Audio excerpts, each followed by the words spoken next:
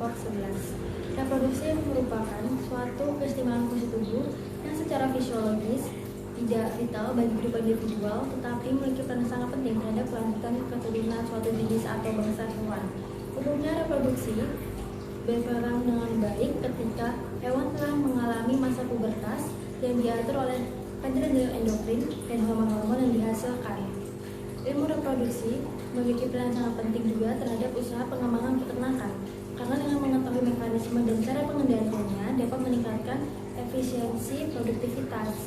Kedudukan reproduksi saat ini lalai karena dianggap tidak terlalu merugikan secara fisik, contohnya seperti bahaya penyakit pada hewan.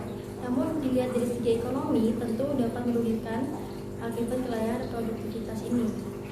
Lalu tujuan dari acaranya adalah untuk mengetahui bagian-bagian, bentuk, letak, serta fungsi dari organ reproduksi jantan dan betina, untuk mengetahui perbedaan bagian-bagian organ reproduksi jantan dan betina dari komoditas ternak, serta mengetahui mekanisme dan fungsi hormon yang bekerja pada organ reproduksi. Halo teman-teman, perkenalkan nama saya Muhammad Mufti Aulia dengan NIM 23011119140210. Hari ini saya akan membahas tentang reproduksi ruminansial jantan. Baik, jadi saya akan menjelaskan tentang bagian-bagian alat reproduksi ruminansial jantan. Kita mulai dari testis. Testis itu merupakan bagian alat kelamin utama atau juga biasa disebut dengan organ kelamin primer. Testis itu berbentuk bulat panjang dan terletak pada daerah prepubis terbungkus dalam kantong skrotum. Fungsi skrotum yaitu mengatur temperatur. Testis itu berfungsi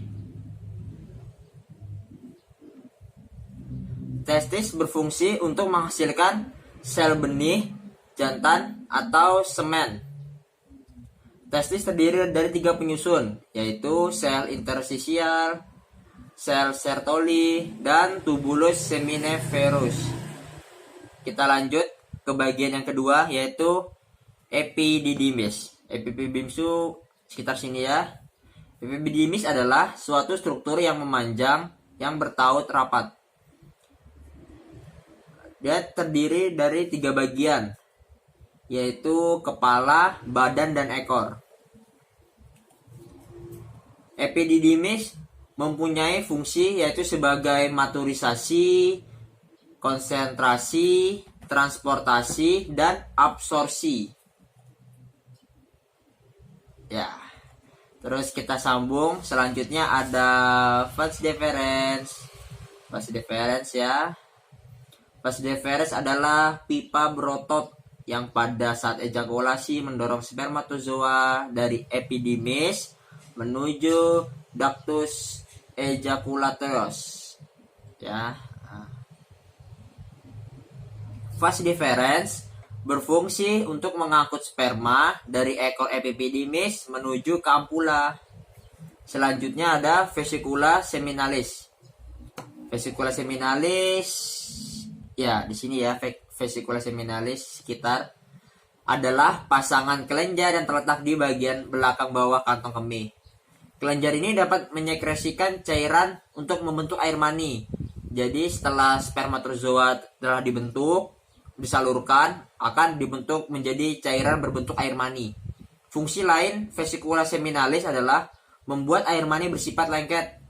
Jadi fungsi dari membuat sifat lengket itu agar bisa menempel di dalam saluran reproduksi betinanya. Selanjutnya ada kelenjar prostat. Kelenjar prostat ya, di sini kelenjar prostat. Kelenjar prostat adalah sistem reproduksi jantan yang membungkus saluran kemih. Ya, jadi kelenjar prostat adalah pembungkus. Kelenjar prostat fungsinya adalah menghasilkan cairan yang bersifat asam. Gitu ya. Jadi dia bersifat asam cairannya. Ya, dia juga menyediakan larutan buffer, nutrien, dan substansi lainnya. Setelah itu, di tempat yang sama ada namanya kelenjar Cowper. Kelenjar Cowper adalah sepasang kelenjar kecil yang terletak di sepanjang uretra. Kelenjar Cowper menghasilkan getah yang bersifat basah. Jadi kelenjar Cowper ini adalah kebalikan dari kelenjar prostat. Yang kalau prostat itu menghasilkan asam, kelenjar Cowper dia menghasilkan yang basah. Fungsinya juga kelenjar Cowper ini adalah untuk membersihkan dan menetralisasikan uretra dari bekas urin dan kotoran-kotoran lainnya sebelum ejakulasi. Ya, yang terakhir kita masuk ke penis. Ya, ini ya penis ya. Penis adalah alat bagian luar. Merupakan alat kopulasi dan penyalur mani dan urin. Ya, yang terakhir adalah bagian penis. Penis adalah alat kelamin bagian luar. Fungsinya alat kopulasi dan penyalur mani dan urin ya. Jadi penis ini dia adalah tempat keluarnya mani dan urin. Dan juga sebagai alat pelindung penis ini. Penis mempunyai dua fungsi utama, yaitu menyemprotkan semen ke dalam alat reproduksi betina dan sebagai tempat keluarnya urin. Penis dibagi di 3 bagian, yaitu bagian pangkal, bagian badan, dan bagian ujung penis. Sekian presentasi dari saya. Assalamualaikum warahmatullahi wabarakatuh. Perkenalkan, nama saya Razak Dewanata Lukman, NIM 2300111140244. Di sini saya akan menjelaskan tentang anatomi dan fisiologi organ reproduksi ternak ruminansia betina. Yang pertama ada ovarium. Ovarium adalah organ primer reproduksi pada betina seperti halnya testes pada hewan. Ovarium dapat dianggap bersifat endokrin atau sitogenik karena mampu menghasilkan hormon yang akan diserap langsung ke dalam peredaran darah dan juga ovum. Yang kedua ada oviduct. Oviduct merupakan saluran yang bertugas untuk menghantarkan sel telur dari ovarium ke uterus. Fungsi oviduct yaitu menerima sel telur yang diovulasikan oleh ovarium dan transport spermatozoa dari uterus menuju tempat pembuahan. Oviduct terdiri dari 3 bagian, yaitu infundibulum, ampula, dan isthmus. Lalu yang ketiga ada uterus. Uterus merupakan struktur saluran muskuler yang diperlukan untuk menerima ovum yang telah dibuahi dan perkembangan zigot. Uterus terdiri dari 3 bagian, yaitu cornu uteri, corpus, dan juga cervix. Lalu yang keempat ada vagina.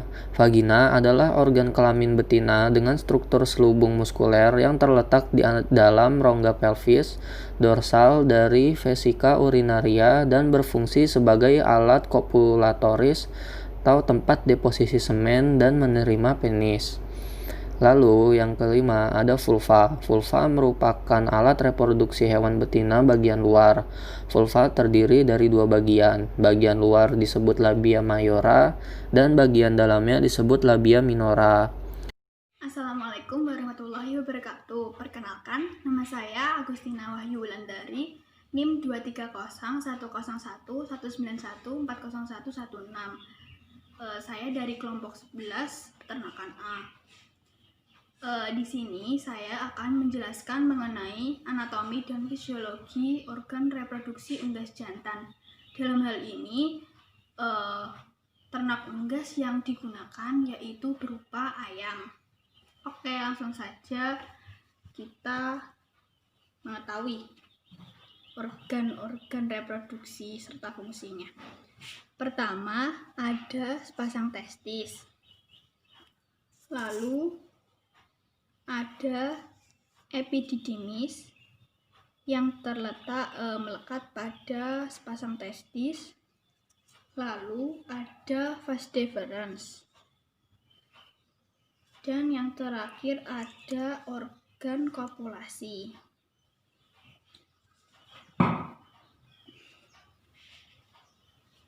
Testis merupakan organ bagian dalam dari sistem reproduksi unggas jantan.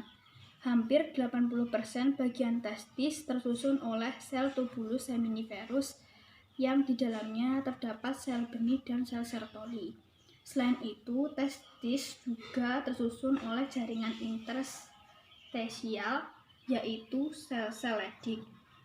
Dalam hal ini, sel Sertoli berfungsi untuk memberi nutrisi pada sperma, dan sel benih berfungsi untuk memproduksi spermatogonium yang pada akhirnya berkembang menjadi sperma melalui spermatogenesis. Testis terletak melekat pada bagian dorsal dari rongga abdomen dan dibatasi oleh ligamentum mesorsium. Testis sendiri berfungsi untuk memproduksi hormon reproduksi dan untuk spermatogenesis. Lalu selanjutnya ada epididymis yang letaknya melekat pada sepasang testis. Epididymis merupakan suatu pembuluh yang timbul dari bagian dorsal testis, berasal dari ductus efferentia. Epididymis terbagi menjadi 3 bagian, yaitu kepala atau caput, badan atau korpus, dan ekor atau kauda. Caput atau kepala membentuk tonjolan dasar dan umumnya berbentuk seperti U. Korpus atau badan merupakan bagian bawah terentang ke bawah, sejajar dengan jalannya vas deferens, menjalar terus hampir melewati testis. Di bagian bawah testis, epididymis membelok ke atas. Sedangkan kauda atau ekor merupakan bagian epididymis yang terletak pada bagian bawah testis yang membelok ke atas. Epididymis memiliki bentuk seperti pipa, pendek, dan pipih. Strukturnya terdapat sel epitel tunggal.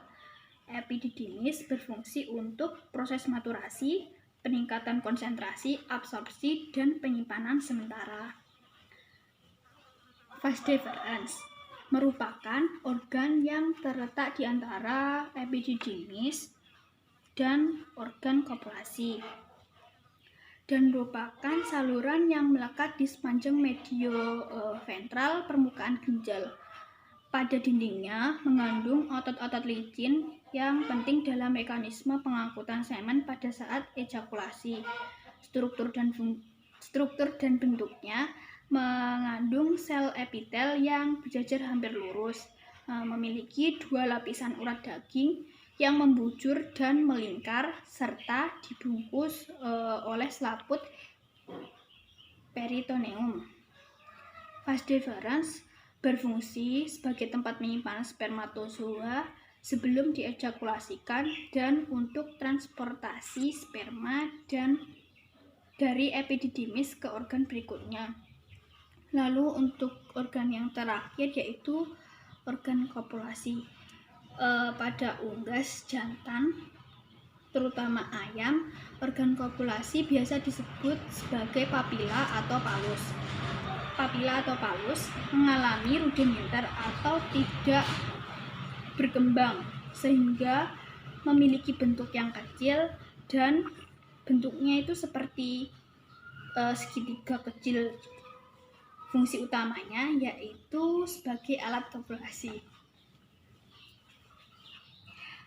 Sekian dari saya, semoga bermanfaat. Terima kasih. Wassalamualaikum warahmatullahi wabarakatuh. Assalamualaikum warahmatullahi wabarakatuh.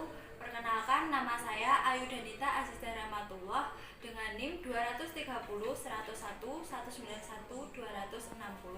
Saya dari kelompok 11 IRTA.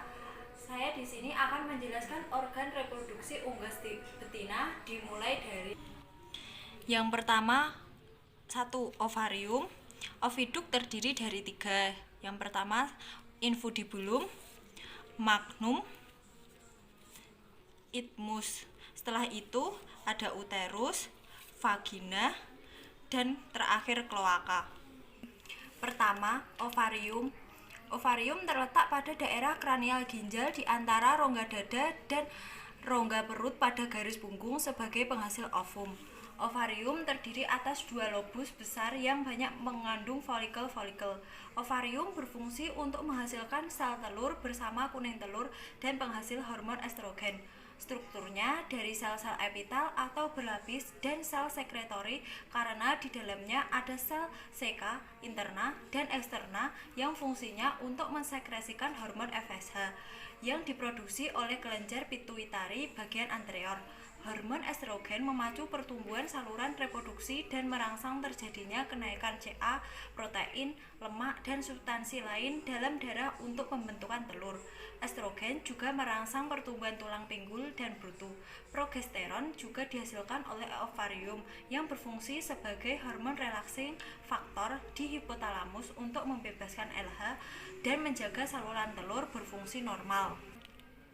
Yang kedua, oviduk. Oviduk terdapat sepasang dan merupakan saluran penghubung antara ovarium dan uterus. Pada unggas, oviduk hanya satu yang berkembang baik dan satunya mengalami rudimeter.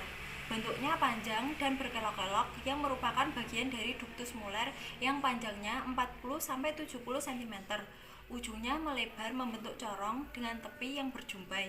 Oviduk berfungsi membungkus otot dengan bahan organik serta merupakan tempat terjadinya pembuahan. Oviduk terdiri dari 3 bagian. Yang pertama infundibulum, kedua magnum, dan ketiga isthmus. Pertama adalah infundibulum. Infundibulum adalah bagian teratas dari oviduk dan mempunyai panjang sekitar 9 cm. Infundibulum berbentuk seperti corong atau fimbria dan menerima telur yang telah diovulasikan. Fungsi infundibulum selain tempat ovulasi juga merupakan tempat terjadinya fertilasi. Setelah fertilasi, ovum akan mengalami pemasakan setelah 15-30 menit di dalam infundibulum. Dan dengan gerak peristaltik, ovum yang terdapat pada yolk akan masuk ke bagian magnum. Yang kedua adalah magnum. Magnum merupakan saluran kelanjutan dari oviduk dan merupakan bagian terpanjang dari oviduk. Batas antara infundibulum dengan magnum tidak dapat terlihat dari luar. Magnum mempunyai panjang sekitar 33 cm dan tempat disekresikan albumen telur. Magnum berfungsi penghasil sel telur yang terjadi sekitar 2-3 jam. Albumen padat yang kaya akan mucin disekresikan oleh sel goblet yang terletak pada permukaan mukosa magnum dan jumlah albumen yang disekresikan sekitar 40-50% total albumen telur. Yang ketiga adalah isthmus. Isthmus merupakan tempat pembentukan kerabang tipis dan tempat terjadi plumping. Kandungan pada masa ini tidak secara lengkap mengisi membran kerabang dan telur menyerupai sebuah kantung hanya sebagian terisi air. Panjang isthmus sekitar 10 cm dan merupakan tempat terbentuknya membran sel atau selaput kerabang lunak yang banyak tersusun dari selaput protein yang berfungsi melindungi telur dari masuknya mikroorganisme ke dalam telur. Fungsi isthmus adalah membentuk membran sel telur dengan calon telur di dalam isthmus selama 1,5 jam. Selanjutnya ada uterus. Uterus merupakan bagian oviduk yang melebar dan berdinding kuat. Uterus mempunyai panjang sekitar 10-12 cm dan merupakan tempat perkembangan telur paling lama di dalam oviduk, yaitu sekitar 18-20 jam. Uterus berfungsi sebagai pembentukan kerabang atau cangkang telur. Pada uterus juga terjadi penyempurnaan telur dengan disekresikan albumen cair, mineral, vitamin, dan air melalui dinding uterus dan secara osmosis masuk ke dalam membran sel. Perkembangan kerabang juga diikuti dengan pewarnaan kerabang. Warna dominan kerabang telur adalah putih dan coklat. Pembentukan kerabang berakhir dengan terbentuknya kutila yang disekresikan sel mukosa uterus berupa material organik dan juga mukus untuk membentuk lapisan selubung menyelimuti telur yang akan mempermudah perputaran telur masuk ke vagina. Selanjutnya ada vagina. Vagina merupakan bagian terakhir dari saluran telur yang menghubungi uterus dengan kloaka. Vagina memiliki struktur bentuk seperti tabung memanjang dan dari serviks sampai vestibulum dengan panjang sekitar 12 cm. Vagina berfungsi proses pengeluaran telur dan tempat peletakan atau deposisi semen pada perkawinan. Lubang vagina mempunyai otot sphincter sehingga lubang vagina tersebut mempunyai lubang serviks. Telur melewati vagina dengan cepat yaitu 3 menit. Kemudian telur dikeluarkan dan 30 menit setelah peneluran akan terjadi ovulasi. Telur yang berada di dalam vagina dilapisi oleh mukus. Mukus ini berguna untuk menyumbat pori kerabang sehingga invasi bakteri dapat dicegah. Kemudian telur dari vagina keluar melalui kloaka. Dan terakhir adalah kloaka. Kloaka merupakan muara dari saluran pencemaran, urin, dan reproduksi. Dinding kloaka ditutupi dengan epitel berlapis-lapis. Kloaka banyak memiliki otot sphincter. Kloaka berfungsi tempat keluarnya telur.